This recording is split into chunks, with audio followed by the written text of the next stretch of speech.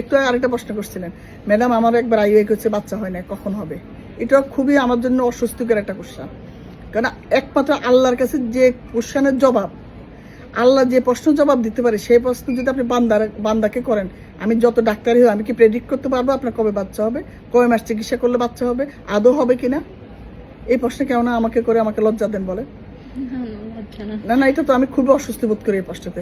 আপনারা প্রায় এই প্রশ্ন করেন, ম্যাডাম কয় মাস চিকিৎসা করলে হবে? আসলে তো আমি নিজেও জানি না। সেটা তো আল্লাহ, এগুলো তো উসিলা মাত্র আল্লাহ দেওয়ার না, কোনো উসিলা না, আমি আসলে উসিলাও না। আমি হলাম চিকিৎসা বিজ্ঞানের কিছু নলেজ দিয়ে আপনাকে ডিমটা এনে দিয়ে আপনারা মেলামেশা করবেন, আল্লাহর হুকুম হবে, তারপর বাচ্চা হবে। কারো কিছু করার নাই, কিন্তু আল্লাহ কাকে দিবে কাকে দিবে না আল্লাহই ভালো জানে। আপনাকে আল্লাহর পরে তাওয়াক্কুল করতে হবে। বাচ্চা হলেও ভালো, না হলেও হয়তো আল্লাহ আপনার জন্য এটার মধ্যে ভালো রাখছে, সেটা মেনে নিতে হবে। তাইলে না শান্তি পাবেন। আননেসেসারি স্ট্রেস নিয়ে লাভ আছে?